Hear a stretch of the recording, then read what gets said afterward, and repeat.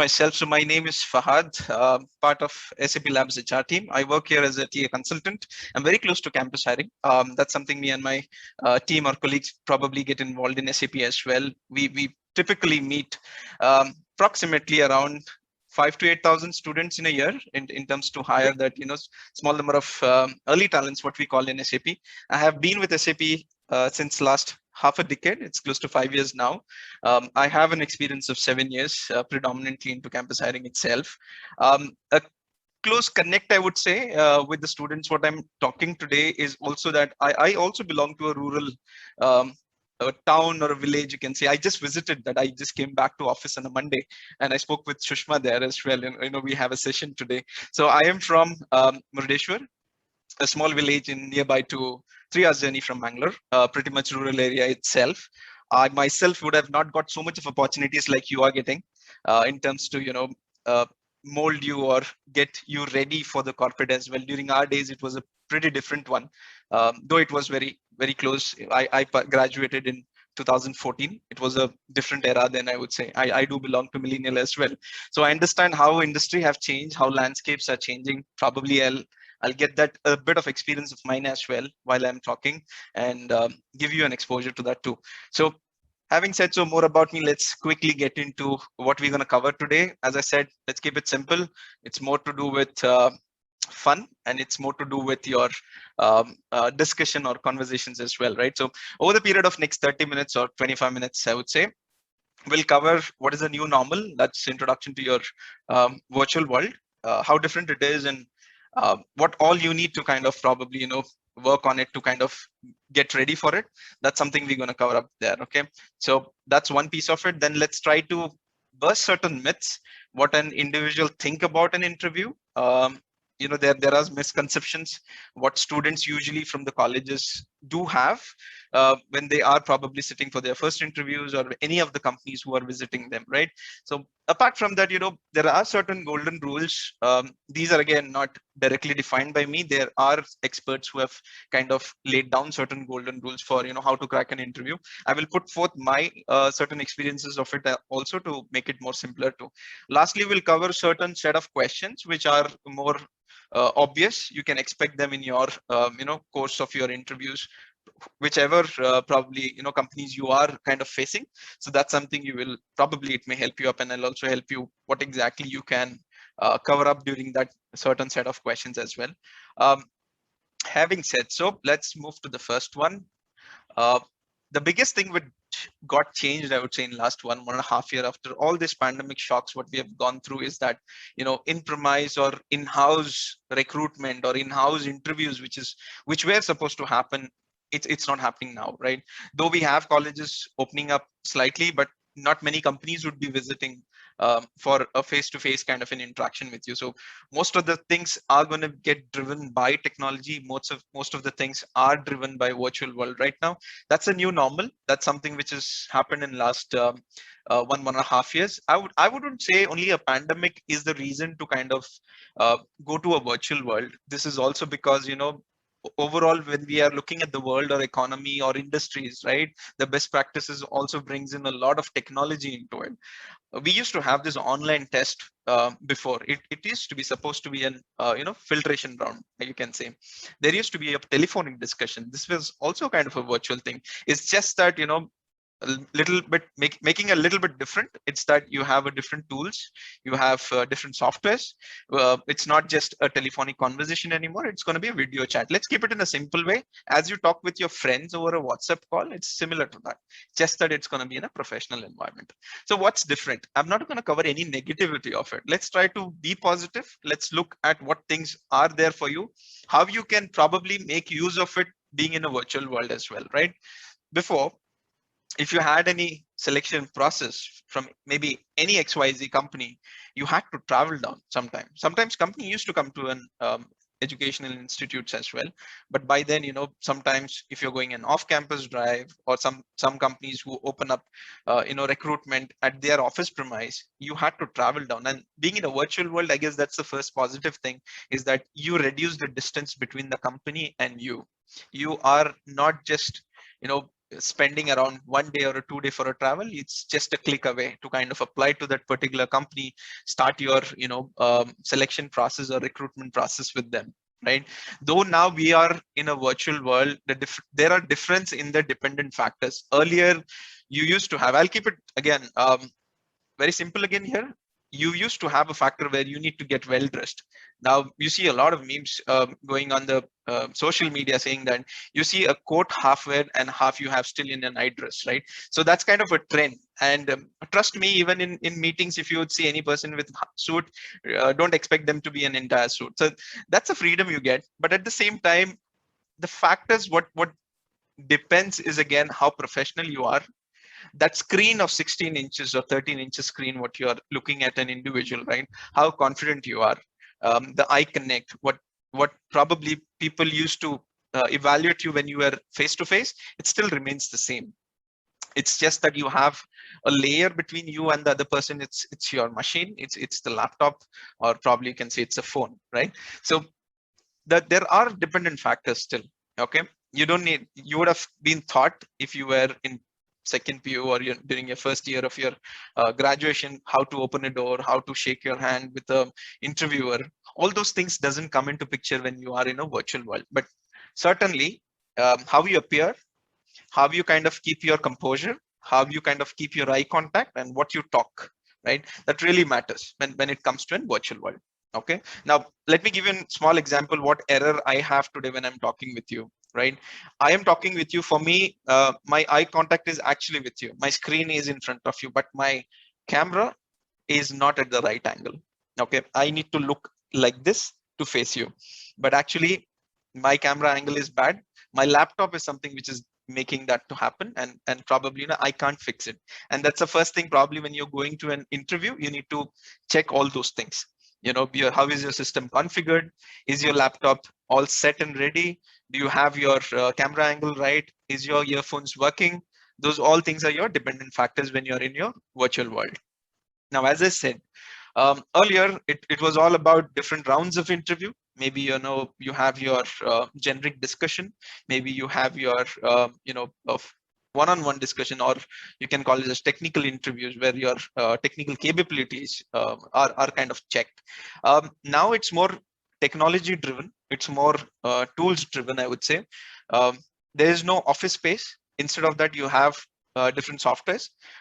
Probably you need to get used to MS Teams, Zoom. You have Amazon Chime, as well as you have WebEx from Cisco. So these are pretty predominant tools which bigger organization kind of use. You have Google Meets as well.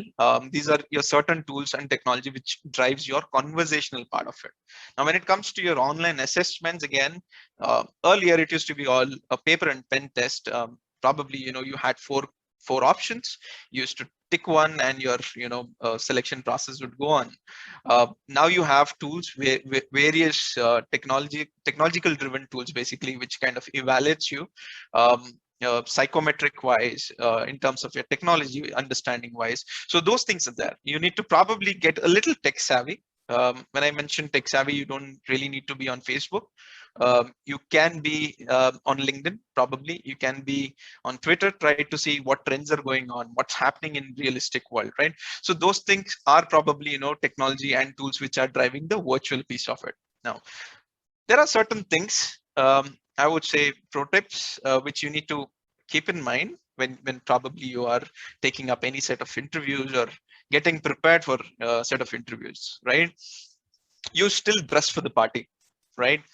Irrespective whether you are taking up a virtual interview, or probably would have been a face-to-face interaction, you still dress for the party. You are not going to be in your night dress completely and take up, you probably keep your webcam off, but they might ask you to on the webcam. So you need to be dressed probably right. And also, your expressions, your use of hands and all need to be as good as what used to happen during your regular set of interviews. Okay, now one good thing which happened in virtual is that it's not really important the entire day you spend with one company in terms of taking all your interview rounds. So you can actually explore a lot of multiple opportunities. Let's assume that you have an X company scheduled your interview in the quarter one, or your early half of the day, maybe around 10 to 11. You can spend your time in afternoon with a second set of companies as well. So you can actually be present with 2 to 3 companies in a day. And expectation is going to be the same, guys. Nobody is going to ask you questions which are way out of the box, right? So it's nothing new. So you can take up 2 to 3 interviews and keep yourself or keep your resume active, and it becomes a little more viable option to kind of find a right fitment for your job opportunity as well, right? Now, as I said, you can take 3 interviews or 3 to 4 if you're smart enough. Time is an essence. That doesn't mean that you be late, even though it's virtual. You need to check on certain things before you kind of get prepared to interviews. One is your time, and to make your time right, you're present at the right time. Please ensure that everything is set a day prior, whether it's your certificates folder, whether it is your mark sheets, or whether it's your internet connectivity. I'll cover that probably in the next slides. You need to keep things ready before the time comes, right? Okay. Need to know how to use different tools. Probably I'm using Zoom. You're using Zoom today, so you know what happens in Zoom. There are whiteboardings. There are different rooms which can be created in the Zoom as well. You have your biggest educator. You don't need me, actually. Honestly, if you need to know anything, there is something called as YouTube, right? Everything is predefined, pre-classified. You can rewind that. You can see again and again, right? So utilize the tool. It's not of cost, it's free of cost as well, right? So you need to use a different tools. Today it's Zoom, tomorrow you might ask to use MS Teams, likewise WebEx, and so on, right? So go to YouTube, try to invest some time in that, understand how tools can be used, and how you don't make a mess on the day of interview, and you're all set as well, right? Check it their internet connectivity. The biggest mistake, or people tend to think that things are right, is connecting a laptop via your mobile network, right? Let me give my own example. So I had an important meeting and I was in a coastal town, fortunately where the network was super good. Okay, and I could connect video through my mobile network itself, and things went well. I was on a transit. I had to take a pit stop at Mysore before I travel back to Bangalore. So Mysore supposed to be a good city after Bangalore, and unfortunately in that area I had no network. Though my coverage did show it's a 4G, when I used to on my video, it used to just collapse, right? So to check that, probably you need to take a day before your interviews itself and try to connect. If in case you're connecting with your mobile network, is it working fine or not? Probably that's important. Not just depend that things are just fine, I'm getting calls and internet connectivity with be right, may not really happen all the time. So you need to recheck on that as well. So these are few new normal these days. Probably I would have spoken with you to keep your resume in a 2-pager, and what things to be covered. I guess we have moved out of that era now. We are more on a tech savvy. I would cover that again. It's not about all your resumes now. It's all to do with your LinkedIn profile as well, right? So we'll cover that. So any questions in the first slide, anything you want to ask, or something I haven't covered and you had in your mind, please feel free to. I'm taking a pause for a minute, maybe.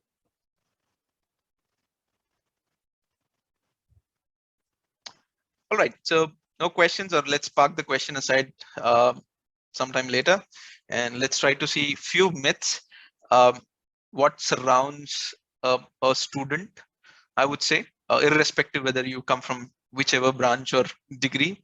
I, being myself in a college, always had this certain myths. Again, let me cover a few of them. Let's try to bust that, and let's look at the practical side of it, right?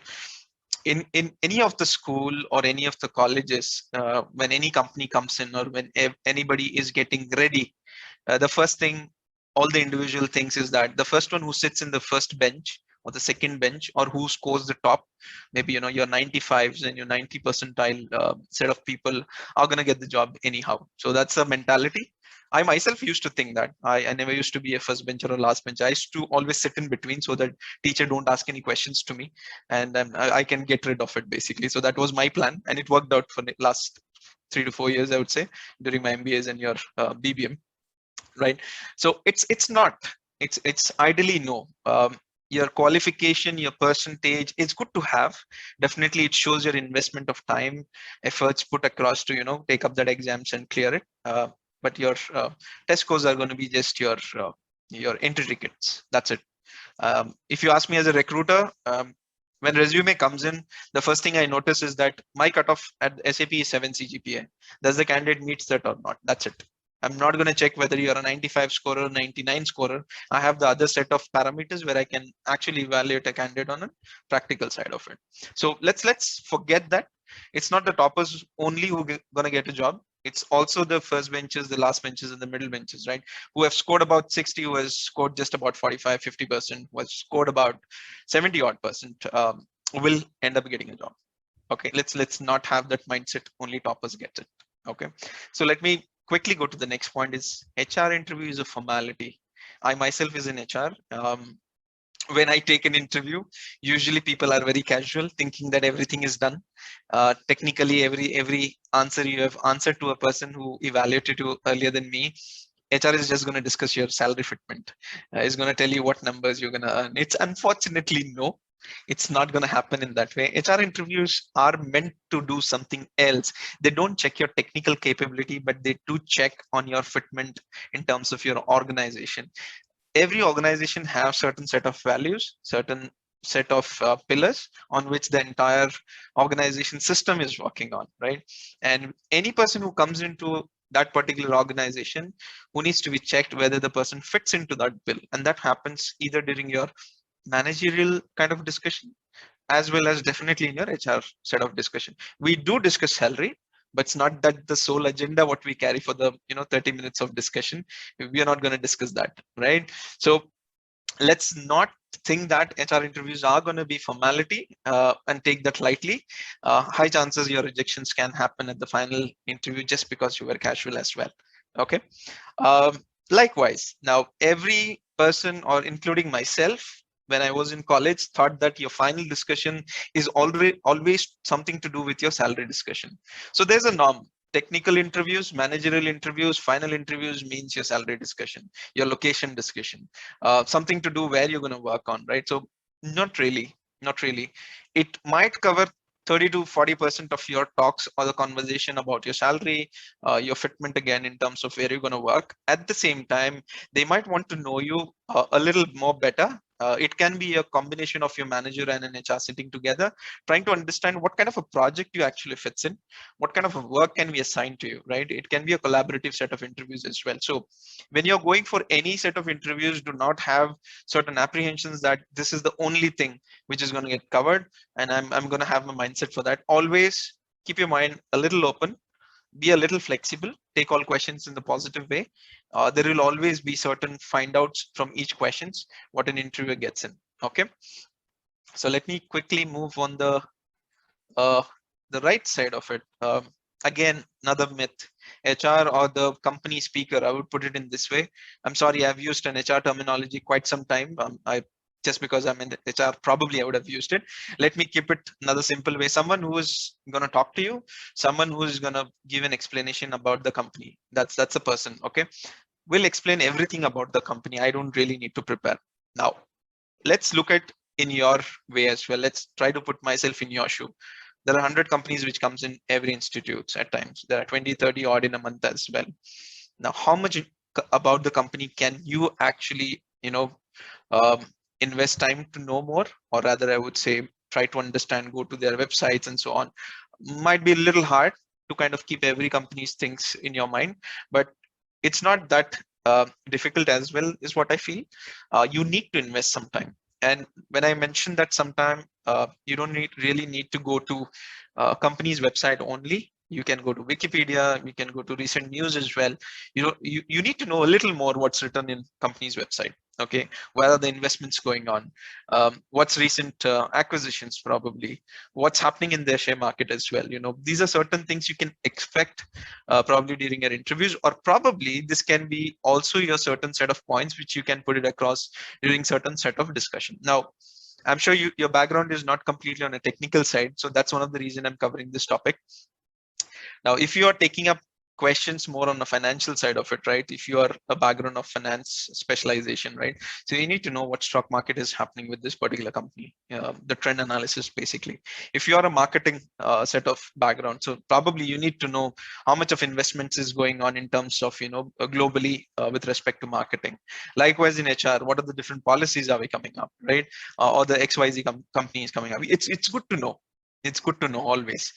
Try to invest some time before you take any interview. And when I say that invest time, it doesn't mean that you try to Google it around maybe an hour or two before. Probably you can invest time a day before itself, so you don't get that last minute hiccup and goof up, or may make any goof ups in terms of defining your answers as well, right? So having said so, let me move to the next. You save all your questions at last. It really doesn't happen, my dear friend, in the virtual world. As I said, if I'm talking, you have any questions, if you're getting any space, squeeze in your question, ask there and there itself. Couple of things, you might actually forget what you had if you haven't written down there, and your last minute query may not really work out. The other part is that if an interview happens for 30 minutes, maximum a person would stretch for another 5 to 10, and you might not get amount of time to kind of clear your questions as well. And it's good to ask questions. That also shows that your involvement in terms of, in that particular interviews, right? So it's good to ask questions then and there, unless the interviewer says that let's park questions at last. In that case, if you're taking down a note, please make sure that you're telling an interviewer that, I'm taking some notes and I'll keep it at last. Okay. The last one, the most important or the trickiest part. Everybody, let's include myself. When an interview happens, there are always a trick questions. There are always questions which you might not be really ready, or probably you might have not expected at all. Okay, now generic assumption is that these questions are basically asked to trick you, to fail you, to reject you. Unfortunately, no. Let's look at the other side of it. Tricks questions are part of interviewers' agenda, including myself. When I'm sitting for any of the HR interviews, I will definitely have 2 to 3 questions ready, which are probably tricky, which can confront you what you have written on your resume as well. Now, why? We put you on the spot just to make sure how do you react. Okay, corporate world is not the way the notes are written, not the way your guide is written. It's always going to put you across on a realistic scenarios, right? And you can't expect things to happen what's probably your senior would have told you. It will change. Things are dynamic these days. You need to be agile. So trying to understand one of that quality, this trick questions is a part of most of the interview's agenda. It's nothing to do or nothing to fail you, or probably I would say it's not to trick you. It's just to know what you are. Any questions here about the myth or what a person thinks? I'll take a pause before I move to the next slide. Fahad, I have a couple of quick questions. Yes, Venki. One is, how do the interviewees address the interviewers, whether to say sir and madam, or what should they call? And the second is, like you spoke about the trick questions. Maybe you can, if you are covering in the later stage, it is fine, or maybe you tell one or two what are those kind of questions. Okay, I'll pick the first question probably. Sir and madam is pretty outdated, I would say now. We usually say, we address with the name itself. Like if I need to talk with you, probably I would say Mr. Venki itself, right? Or your last name, rather, I would use that. Sir and madam used to be one of our teachings in our schools, in our colleges as well. I would say most of the colleges even teach now to address our professors with sir and madam. It holds good there when it is a teacher, when it is a professor, but when it comes to an interviewer or a corporate world, I would still recommend to use the names, and that will actually add value rather than using sir. We at SAP, at least, we don't. We definitely recommend not to use sir within our parameters as well. Coming to the second question, trick questions, I will definitely cover in the subsequent slides. I will also give certain examples, probably what I use confronting people on their resumes as well. Fahad, can I interject here? This is Rajat. Please, Rajat. Yeah. Sorry, I won't hijack your presentation, which is really good. Let me appreciate you for that. Just one point to the question whether sir or madam should be addressed. I have a different view here. It also depends on the industry where the interviewer is giving the interview. So if it's a services industry like hotel industry, or for example, IT industry, Mr. Or Miss is okay. I mean, that's perfectly fine. But if it's a traditional industry, if it's a manufacturing industry, or like a petrochemical or a chemical plant, then they still prefer to go with the traditional nomenclature of sir and madam. So that would be something that I would like to add here. Well, thanks a lot, Rajay. I mean, yeah, makes point as well. Industry is evolving. I wouldn't say that, in the manufacturing industry, still I see a lot of people use sir. I do have my own professor who works in a manufacturing industry there. I do talk with him. Usually we get this to hear as well. But having said so, probably most of the industry is evolving now. You would see this trend being a little obsolete as well, maybe in next a year or two, with the fast pace.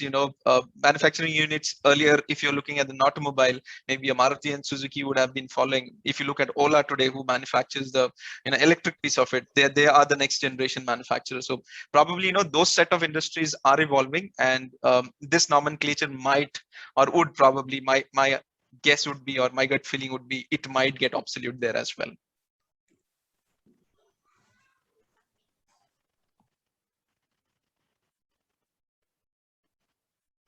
All right, then probably let's move to the next slide as well. Okay, so I'm sorry. Okay, couple of things which an individual needs to or keep in mind when the interviews are happening. Predominantly, I would say this is more to do with from my shoes rather to be part of your shoes partially here. Okay, let's try to do what you need to do, or during the interview or before the interview as well. Right. So as I said in my previous slide, so you need to do your homework right. Now, when I say your homework, it's not about the company only. It's also about the job profile, what an individual is applying for. Okay. I have seen a trend pretty much in India that we have a dream company XYZ, and you see 10 positions, you apply for all 10 positions. Okay. When you are a fresher, when we are a fresher, likewise, let me take my own example as well. When I was in my MBA, I want to get a job, so I applied everywhere. I never used to check the JD. And when I used to be in an interview, I used to be on a spot because I didn't know where I'm interviewing. So that much of applications we used to have, right? Industry is changing here. The landscape have a little changed. You need to be very specific, very cut through in terms of where you want to move ahead. And what is that you want to get into. So read your JD where you're applying, know about the company, where exactly company is moving towards, what is that you can get value. So that is the homework you need to do before your interviews.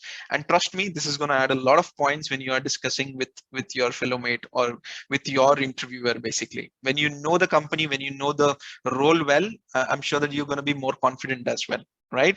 So that's the first piece of it. Now let's look at the second piece. I would rather say the value creation part of it. Let me go on the right side of it. Now, what's this value? Now, terminologies can be a lot. It can be defined in a different way. So I'll keep it in my way, very simpler way. Value is something why I need to hire you. Simple. Okay. If XYZ is going to work in my team, what is that I'm going to get from that person? I know project is going to happen. You're going to close 10 calls. You're going to talk with clients. I know that's going to happen. If not you, somebody else also will get that work done. Now, value is something how differently, how quick, what's an X factor you get. That's value for me, right? So you need to do a research in yourself as well. Try to understand what's your SWOT analysis. Okay. That's your strength, weakness, opportunities, what you have outside. Okay. Try to make the interviewer feel that you're going to get something on the table for a person to hire you. That's value creation. Okay. Now, competence. Every person in the class has a skill. How differently and how quickly. Why I use quickly is that the era where we are currently living, it's all about the time management. It's all about how innovative you are. So that's a competence you get on the plate for me, right? You need to kind of showcase what is that you have done in past, and how you can kind of show that, resemblance to what a company is offering, and how you can do that things better for them. Okay, that's competence for me. Be polite and honest. Sometimes we get carried away, I would say, thinking that I know everything, and the other person doesn't know anything, and you try to end up in a situation where actually you're goofing up, you're messing up with the set of time you have been allocated for your interview as well. So when you're answering any set of questions, any interviewer, it is a technical, managerial, or HR, is going to see how polite you are, how honest you are. Now, honesty again get back to your roots, how an attitude, how a personality of a person is, right? So it need not be you know everything. Sometimes you can say that I don't know as well. We appreciate. Industry doesn't require a person who knows everything, and you don't have really time to invest on them. What next for them as well? We also need someone who we can teach something to them, how a person can grow in the next level as well, right? So we are not expecting an 100% fit to a job. 95, 90, 70% at times works out for us, right? So be honest if you don't know anything, and be polite in telling that. And if you know that particular thing or everything, also be polite that you know that, right? So that's another important point. Dress for the part, I've already covered. Be ready for the interview kind. Now, coming back to questions, I always told you, ask questions, don't keep it at last. You can interrupt definitely if you have permission during the interviews. Now, you cannot ask any XYZ question or any ABC questions. The questions has to be more relevant, probably to your job profile, or something you need to understand about the company, which you weren't clear during your pre-placement talk, or while you Googled around about the company, right? So your question needs to have a weightage. Your question needs to be more specific, short, and crisp. And it has to be a key question that probably gives you a heads up what's going to happen in your role as well, right? So these are few of the things I would still say, are important for individual before you enter to any of the interviews as well. Any questions around here before I move to the next? Fahad, I have a question on behalf of the interviewers. I can ask afterwards as well, if that's what you can ask, Rashmi. That should be okay. Okay, so what makes a good candidate a good employee? From the interviews aspect, other than looking into the CV, how to kind of get that okay, this person is a right fit, or so what is that one thing we should look for? I would like to know your experience on that. Well, if you ask me, when I am in my final set of discussion, usually I check on the first thing is the attitude of a person. That actually gives you the entire personality of an individual itself, right? Now, attitude can be further bifurcated or dissected into different elements altogether. How you talk to a person, how you respect a person, how honest you are. These all comprise of an attitude for me, right? So right attitude is a right fit or a right employee. We don't need a person who knows everything. We need a person whom we can teach, and he is going to stay with me for next 15 years. So that's how I'm going to invest in an employee when I'm hiring. So I would keep it in that way. Agreed. Yes, skills can be taught, but we need a good, absolutely. It's over to you. All right, so let's move to the next slide. Okay, this is the most important part, I would say. Every interview, what you need to prepare, what is that I'm looking at, everything is available in Google. Okay, maybe what I'm speaking today, the terminologies might be a little different, or my experience have been a little different. I'm going to add my flavors to it. Okay, and that's called X factor. Okay, what different or what additional one thing you get on the plate is called an X factor. Okay, I can ask everybody, and at this point of time, maybe only 20% will be able to answer that. What is an X factor you probably you have within you? It can be anything. Okay, it can be some of your hobbies, which can be more technical side of it.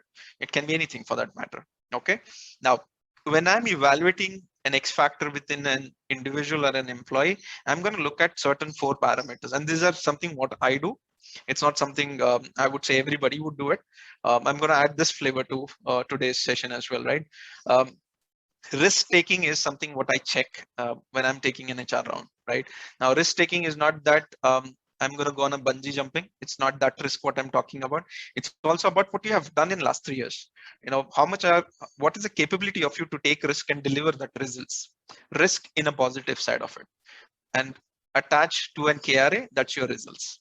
Okay, so that's something we usually tend to check. It can be termed in a different way as well. Problem solving. Technically, if you ask, there's a DSA, which probably a person gets checked. You have a complex problem which has been given to kind of solve in your technical kind of a thing for an engineer, I would say. When it comes to a management graduate, you can expect certain case studies, simulations, probably ad hoc problem statement from an interviewer, and ask you to give an output. Now, we don't look for 100% answer here. We look closer to 100% answer. How confident you are. What are the different ways you can approach towards it? Pro tip, I'm not going to explain more. You always, when there is a problem, you need to have a STAR approach. Now, what is that STAR? I'm not going to tell you. Once you finish this session, you're going to Google it around, check what exactly this is. It's going to help you out, the STAR approach, to answer most of your questions. And if you have that particular thing applied, I guess you are impressing an interviewer in front of you, right? Consistency. At a college level, what can I really check in terms of consistency? Frank answer would come how much you score in each of your semester, but it's not that something I'm looking at. Definitely that can be one piece of it. Consistency in terms of your investment of time. It's also 6 semesters, 6 different things every semester you do can be one of the thing. In my graduation, when I was doing my BBM, what I invested initial 2 years, I figured it out how I need to really learn, because I came from science background. I didn't know anything about the accounts and anything related to it. So one of the year I took out just to learn about it. The next 2 years I spent in terms of being part of management fests, consistency in terms of winning those fests for my institute. That's where I learned most of the things than the books, what I would say, right? So there can be certain X factor which you are getting every probably 6 months or every year. That can be one of the things which you can probably put across your resume or during your conversation as well. Determination and steady focus. You have a goal. Probably this one question will come to you. What you're gonna, where you're gonna see yourself in next 2 years or 5 years? If somebody asked me today, I would say I want to live my 5 years. I don't know if I die with Corona, right? So things have changed in the last 2 years. So this question, I never use it now after this pandemic. Definitely, but there will be a question next 1 year or 2 year, right? So you need to put across what is that goals you have, and what is the plan to achieve that goal. Smaller goals, it can be a bigger goal as well. How determined you are to kind of achieve that. They will cross question you if you, just to check that if you are going a little out of focus when it comes to your goals as well. It can be a tricky question. Again, somebody asked me if there can be a tricky question. Yes, there can be a tricky question here. Example, next 2 years, you can say that I really want to be in a space of being a team leader. Everybody says that. An MBA grad would say, I want to be a manager, right? So BBM grads would say, I want to be a team lead. All good, but practically, is it possible? I would say no, not really. 2 years, you're going to learn what corporate is all about. You're going to enter the corporate. You're going to know the basic of corporate. That's it. Next 1 or 2 years, this is going to be your leads and your managers. Don't take it only by your designation. Fancy organization do have that. The questions can be, again, let me come back to the trick question part of it. It's just to check what is your determination is all about, what is that focus is all about. And I'm going to give you certain scenarios where probably I can ask you, I have a project which is going to be in US, but that's going to be a downgrade of your designation. Are you going to be able to take the top? But you have a lot of learnings there, right? Probably you would say yes, because it's US. At the same time, you're degrading your profile as well in terms of designation. The trick is here, what exactly you will learn in that one project and what's the tenure of it. So you need to understand that part of it. Designation, it's okay, whatever you're getting. I would really not recommend that. And person needs to have a higher designation just to flaunt around. It's all about initial 2 to 3 years or 5 years. It's all about learning. It's okay to have a normal designation as well, right? So that's a trick, one of the trick questions, I would say. I will cover a few of them and probably in my subsequent slides. Okay, I wouldn't stop here because I know that I'm running a little out of time. Let me try to cover a little faster. Okay, I have 3 heroes here. You would ask me, you're an HR, you are in an organization, why are you using cartoons when you are doing a presentation? Or you would find most of my presentation slides a little kiddish, I would say in that way. There are a couple of reasons. You don't really need to have a posh slides to explain what's in your mind. And why I use superheroes. We always have grown up watching either, Superman, Spider-Man, maybe your Pokemons and stuff, right? We always try to resemble them, telling them, okay, I am a Superman at my place. I am a Spider-Man. I can do wonders. Why not? You don't really need to be them. You can do wonders in your own ways. You have your own superpowers. So that's where I usually use this kind of, artifacts when I'm doing my presentation as well. Now, why do I say that? Being fresher, let me take the last point first here. Being fresher, you really do not think that, need not think that, I can't do wonders. Okay, you can be a pro. I have seen people who can talk well, much better than the manager who have been interacting. They have that skills. It's not the experience which counts these days. It's all about learnings what you have done, right? So do not think yourself that you do not have an experience, you do not have a say, you do not have a chair. You definitely have a voice. You can voice it out. Once your interviews are done, usually you can follow up with them in a beautiful email. If in case you have a contact number, you can definitely drop a message to ask what's an ideal time to get in connect with them, right? But do not keep calling them. They will stop answering you. Okay, that's a practical side of it. I'm just keeping you updated. An email is the right way to kind of follow up.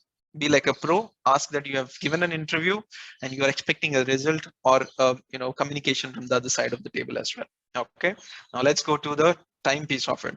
Okay, now few things I covered in my first slide, right? You need to be ready a day before your interview itself. You need to keep your phone charged. You need to keep your laptop charged. Okay, log out all from your social media. That can be your Facebook, your Instagram, or maybe any of your other accounts, basically what you're using. It should not be a disturbance when you're taking any of the interviews. Okay, sometimes there are online tests. If certain pop-up comes, they will log you out directly and you'll be disqualified as well. So try to keep in mind when you are probably taking any virtual interviews that everything is off. It's only your focus is on the interview or the set of round what you are taking up, right? So that's on the time, and few things before time you need to prepare on it as well. Other things I've covered in my first slide. Documents. And now you're in virtual world. Why do you really need a file? And when I'm speaking about the file, it's your folder which is there in your system. You need to have a copy of your resume, copies of your resume. Why I'm saying copies of your resume is that for each set of job, you probably want to do a little bit of changes in your resume as well. Okay, you have a standard resume which probably gets applied everywhere.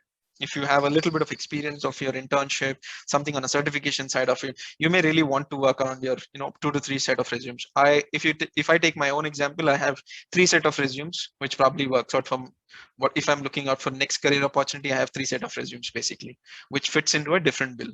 Okay, you will need this once you are probably getting some experience. Your certificates, at times you require it because when you're applying to a certain job portals, sometimes they ask you only about the resume. At the same time, they may ask you a recommendation letter. They may ask you certifications as well. Now, what's all about this letter of recommendation? Does it really work in today's world? 80% of industry doesn't look at it. 20% still look at it. Okay, you can have your recommendation from your a project guide, maybe someone who is known to you, who has worked closely with you. It need not be only a recommendation coming from some high profile. Okay, I wouldn't suggest that. Again, as I said, 80 to 90%, including most of the product companies, would not look at it at the freshest. We would look at resume, which adds value to us. Okay, now let's look at the another important piece of it, which freshers usually don't buy it or usually don't think that this is important. We don't look at your A4 size resumes anymore. Okay, honestly speaking, that's an outdated thing.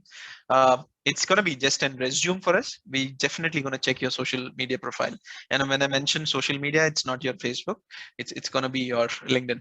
Okay, LinkedIn is going to be the next generation of resumes. You need to have your LinkedIn ready. At least 50 to 60% of the college graduates doesn't know what LinkedIn is.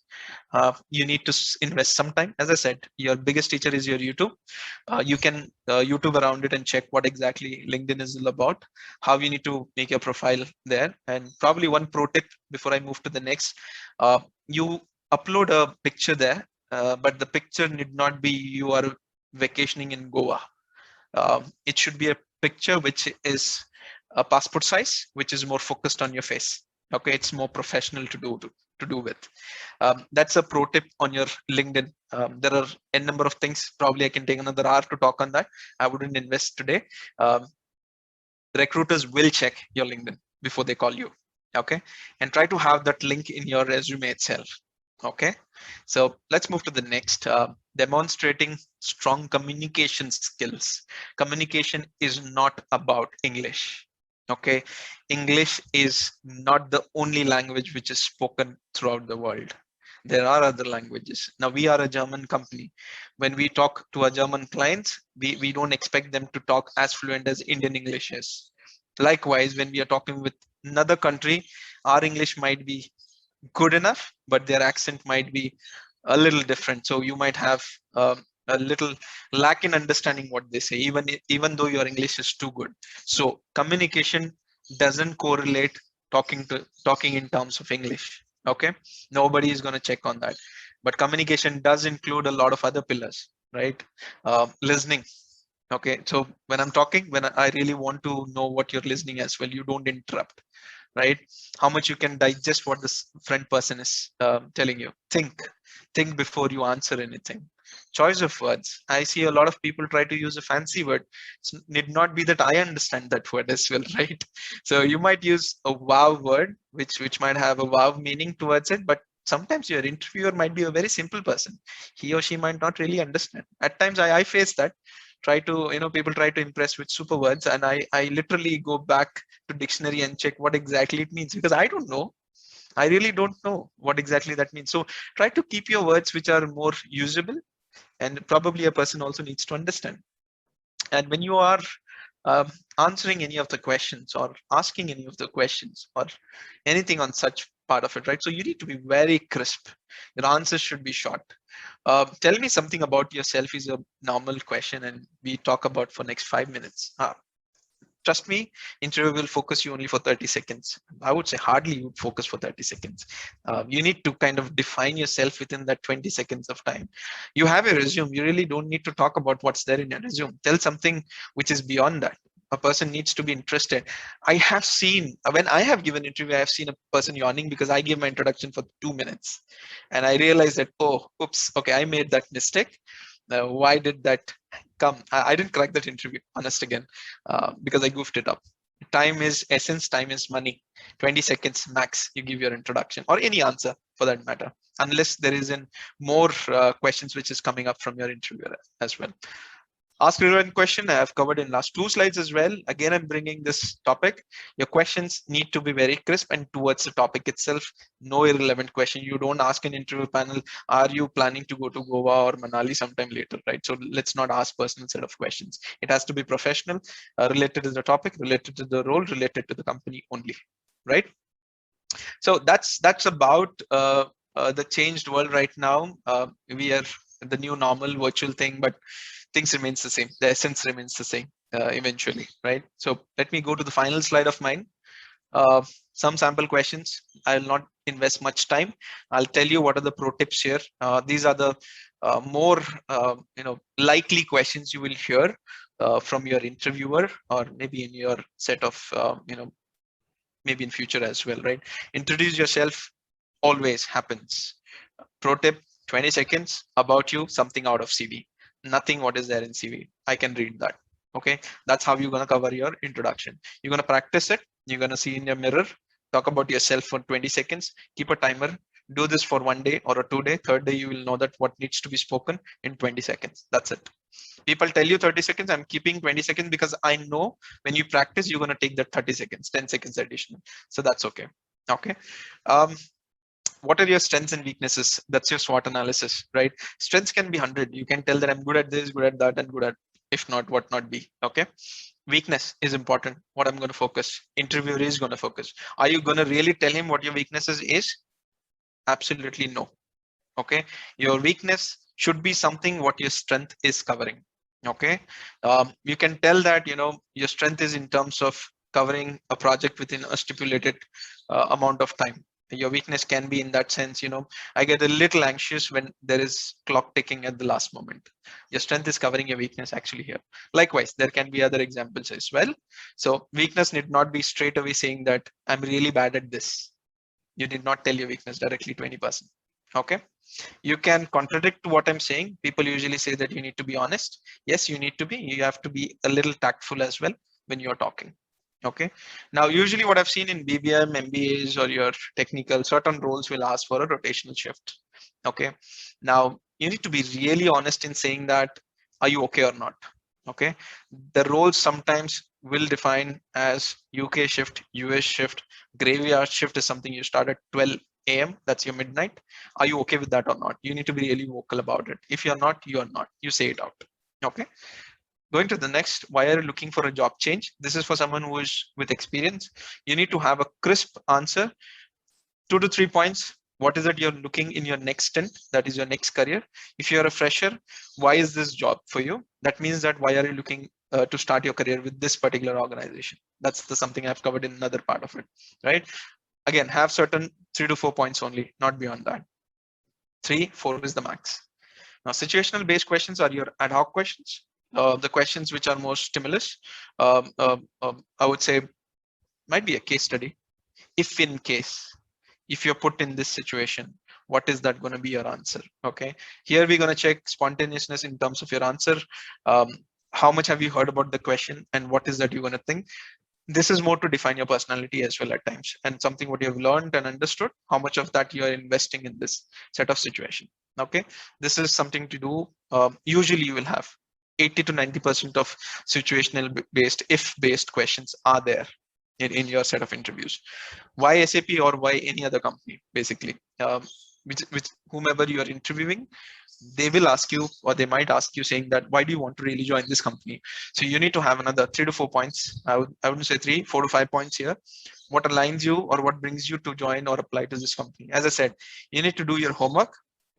You need to know what role is this and why you're applying, right? So that probably will cover this question. That's a pro tip here, right? Why should you be hired? Typical HR question. Everybody will ask. And if they don't have time, they have time. This question is there. Okay. Why should we hire? Can be your strength, can be something your X factor. What is that other person doesn't have, and what is that you carry or you get on plate for the company? 2 points, 3 points max. Don't stretch your answer like once upon a time there was a king and the king had a palace, right? So you don't need to tell that entire piece of story. 3 points, 4 point max, you're done with that. Compensation discussion. This will happen at your HR interview or your final discussion, whatever your assumption or myths were, but this will happen eventually. As a fresher, what I always tell an individual is that keep yourself open. You don't really need to look at what has been offered on the table. You need to look at what is that learning you're going to get for next 2 years. Okay, compensation is going to follow with your skills. Trust me, this will happen. I don't know about others. When I took my first interview, my startup offered me 3 times more what I got from my first set of salary. But the one which paid me less actually had a lot of learnings about it, and that helped me in terms of grooming myself and land up in a job in SAP. Honestly, because I don't come from an IIM, I don't come from an IIT to be a part of product company. I had to learn what industry is all about. I had to let go the compensation piece of it when I started my career. And as I said, compensation will come, definitely. What skills do you have? Let's take an example. Today, probably you're getting paid around 30 lakhs, 40 lakhs. Again, an example. It might not really happen 30, 40 lakhs at the start. What next? After 2 years, after 2 years or 5 years, when you want to change a company, how many companies do you have in an option to change or a switch? When you have a lot of learning opportunities there, you definitely don't want to go at a salary which is lower than what you're earning, right? So start your career where there is a lot of learning and that get compensated well enough. I wouldn't say that take a compensation which is very well below par. No, try to evaluate yourself, fit into the bill, and take up a conversation on that. So you don't tell a friend person what is your expectation directly. If somebody is offering, usually at the fresher level at a training and placement office, there is always a memo which tells about what company is all offering about. You know it already. Even then, if the discussion happens, you can ask questions around it. Basically, if in case there is no visibility of the compensation side of it, or there are different grades of compensation about it, probably you can ask where do you fit in. and try to put yourself where exactly you fit in as well. That can be your compensation. You cannot ask that, a company has defined a 5 lakhs as a package and you come and say that I'm good enough, you need to pay me around 7. It doesn't work in that way. Okay, so you need to be very cautious when you're talking numbers, especially in India. You need to be cautious. People at times judge you when you ask money. Okay, I'm sorry, I need to make this comment, but it happens. Okay, so that's the final piece of it, of my presentation. I know I have a little exceeded of my time. Let me stop presenting right away and take up questions if any. Any questions, guys? It can be a small, big, right, wrong. As I said, I'm not your sir. I'm not your,